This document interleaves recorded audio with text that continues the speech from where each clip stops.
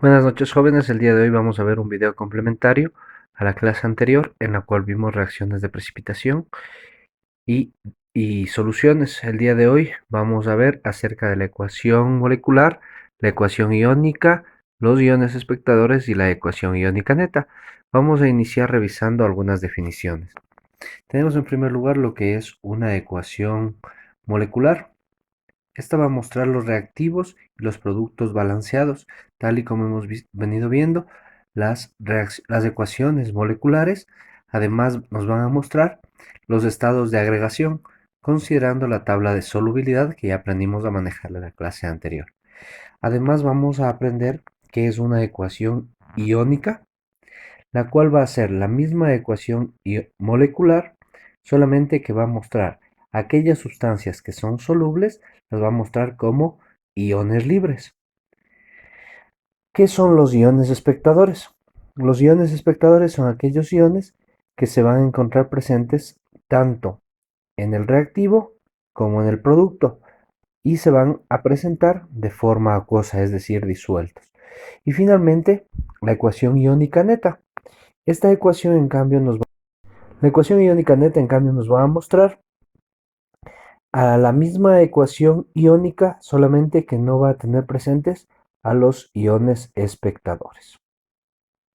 Bueno, vamos a continuación a ver un ejemplo de una reacción y de esa reacción vamos a obtener la ecuación molecular, la ecuación iónica, los iones espectadores y la ecuación iónica neta. Vamos a ver, aquí tenemos la reacción entre el nitrato plumboso y el ioduro de potasio. ¿Sí?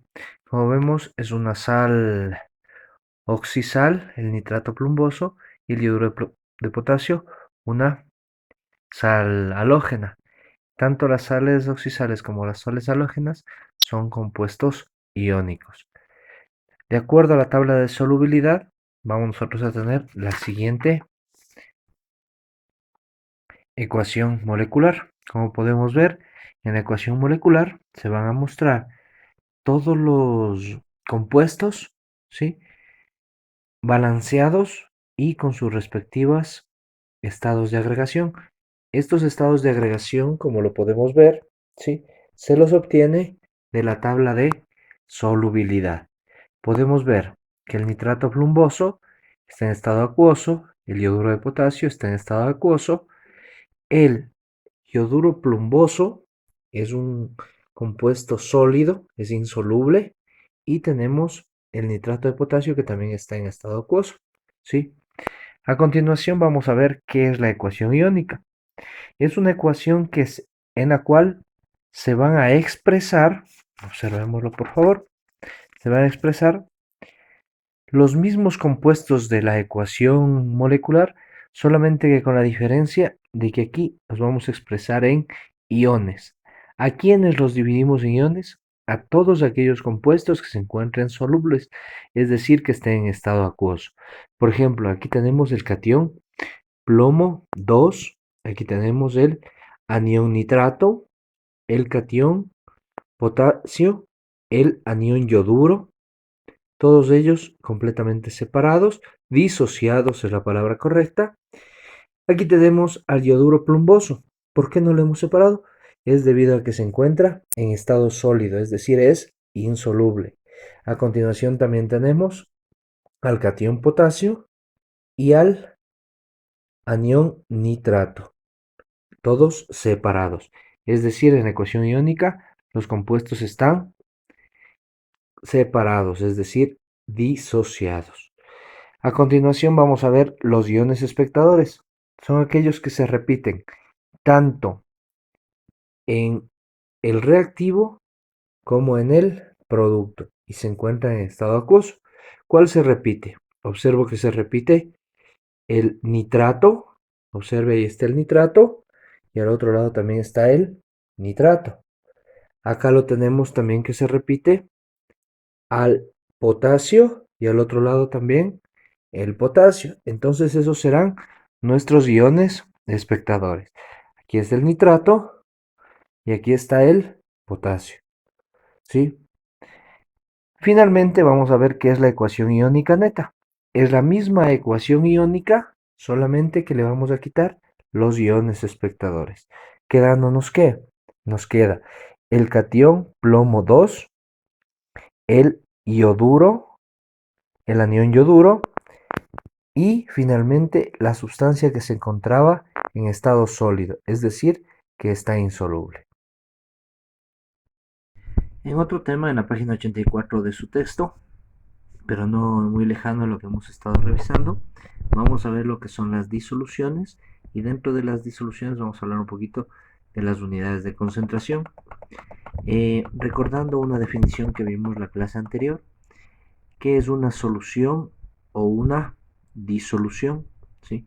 Pues nosotros debemos conocer que esta es una mezcla homogénea. ¿Sí? Es una mezcla homogénea entre dos o más compuestos. ¿Sí? Para nosotros poder entender en qué es una disolución, nosotros debemos tener claro que está formada por dos partes, que es un soluto y un solvente. El soluto es la sustancia que se encuentra en menor cantidad y el solvente será la sustancia que se encuentre en mayor cantidad. Cuando los dos se mezclan de forma homogénea, estamos hablando de una solución. ¿Sí? Nosotros en la naturaleza vamos a encontrar distintos tipos de soluciones considerando los diferentes estados de agregación. Este cuadrito nos va a mostrar, por ejemplo, tenemos disoluciones sólidas, es decir, cuando el solvente, la sustancia que se encuentra en mayor cantidad, es un sólido.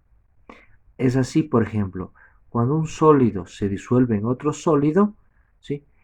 Vamos a tener como ejemplo las aleaciones, como el acero, que está formado por hierro, aluminio, etcétera, y más metales.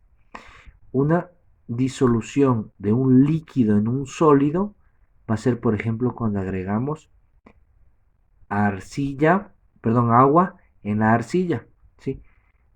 La arcilla va a estar en estado sólido y al agregar agua que está en estado líquido, formamos esta disolución de un líquido en un sólido. Una disolución de un gas en un sólido, tenemos por ejemplo el hidrógeno en paladio. También cuando las burbujas de aire se disuelven en el agua y se forma hielo. Tenemos también disoluciones líquidas, que son las más comunes, cuando cuando el disolvente es un líquido. Por ejemplo, cuando un sólido se disuelve en un líquido, es la más común el azúcar en agua, por ejemplo. Cuando un líquido se disuelve en otro líquido, el alcohol en agua o el vinagre en agua, etcétera. Cuando un gas se disuelve en un líquido, las bebidas gaseosas. Pero también existen disoluciones gaseosas, es decir, cuando son los gases los que actúan como disolventes. Por ejemplo, cuando un sólido se disuelve en gas, ¿sí? Un ejemplo son las partículas de polvo en el aire. No sé si han visto cuando ingresa un rayo de sol, ¿sí? A través de una cortina, ahí se puede observar pelusas de polvo disueltas en el aire, que es un gas, ¿sí? También tenemos cuando un líquido se disuelve en un gas, por ejemplo los aerosoles, ¿sí? Cuando son esparcidos al ambiente, ahí podemos ver que un líquido está disuelto en un gas, ya que el gas está en mayor cantidad. Y un gas en un gas, el mejor ejemplo es el aire. En la tarea que ustedes tienen que desarrollar, van a investigar más ejemplos de este tipo de disoluciones. Adicional a esto, nosotros vamos a entrar a revisar lo que tiene que ver con las unidades de concentración. Van a haber unidades de concentración físicas y unidades de concentración químicas. ¿Qué es esto de la concentración? La concentración es la cantidad de soluto que se ha disuelto en un solvente determinado. Pero eso nosotros no podemos decir un poquito de azúcar se disolvió en el agua o un poco de sal se disolvió en el agua. Nosotros debemos utilizar una unidad de concentración. Y eso es lo que vamos a iniciar revisando desde la próxima clase. Hasta ahí por el momento. Muchísimas gracias.